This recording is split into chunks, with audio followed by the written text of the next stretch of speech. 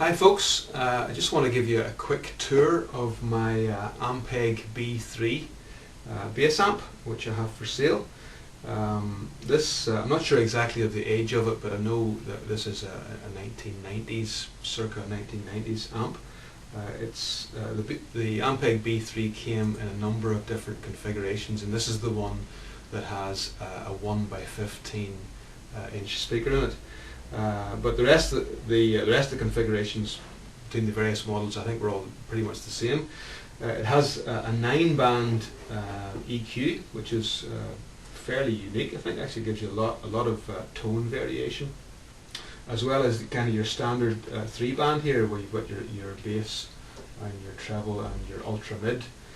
You've also got a drive pot, a gain pot, and your master volume here, so you can control the amount of gain and the amount of drive that you get out of it as well. And by the way, actually all the pots behind here are all, I've replaced all of these. Whenever I bought this amp originally from a friend of mine, he sold it to me on the condition that he thought some of the pots were a bit dodgy, so I just simply replaced them all. I think actually some of the joints had gotten broken. But anyway, those are all replaced, and they all work 100%. It has a pad switch, so it allows you to kind of cut 15 decibels off of your input if you're using, for example, if you're using active pickups, you might want to use that. And let me just flip the thing around and show you the back of it as well.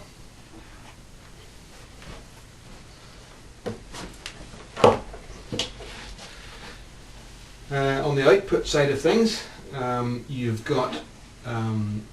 actually got it balanced out, so you can just run, use the amp, the processor as a DI, and just run straight into PA. You've got an input for a foot switch, and you've got effects, send and return here as well, and just your regular power supply. It's pretty straightforward. Just a really bulletproof piece of gear. Of course, Ampeg make great stuff. It is the kind of classic Ampeg construction. It's a heavy beast, and if you give me a few minutes, I'll just set up my 70s jazz and let you hear a bit of the tone. Okay, here we are. Just I'll demonstrate what this sounds like, although it's obviously going to be limited because you're listening to it through well, A, just a microphone on my camcorder, and secondly, the chances are you're listening to it on a small set of speakers on your computer. But nonetheless, hopefully it'll demonstrate that it all works. And if I could just put another caveat around this, I am no Jaco Pastorius bass player, so I'll just play a few simple riffs for you and let you hear how the thing sounds. So here we go.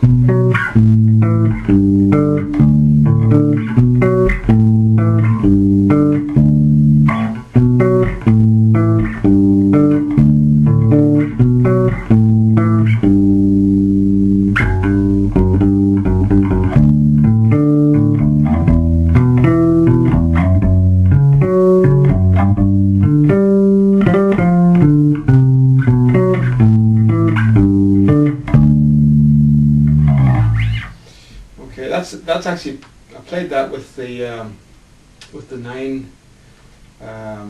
9-band EQ on, and in order to turn that off, you simply just push the master pot in. That knocks it off, and then you're just on the normal 3-band. Again, you may not hear that much tonal difference just listening to it through these speakers. I've got the mids kind of scooped on the 9-band. Everything else is just pretty flat. And I should point out, actually, there's a couple of the little faders on the 9-band EQ which have broken off. You can actually still operate it with your fingers. It's just they are quite delicate and they protrude slightly, so it's just one of those things you've got to be very careful about when you're transporting it. It's easy to break those off. But everything works 100%, and this is what it sounds like just with the standard 3-band EQ. Everything's set pretty flat.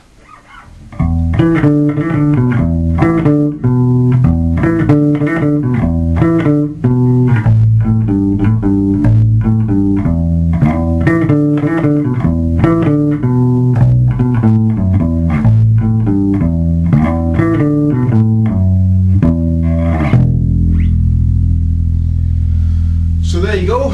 If you have any questions, drop me a line and I'll do my best to answer them for you. Cheers. Bye.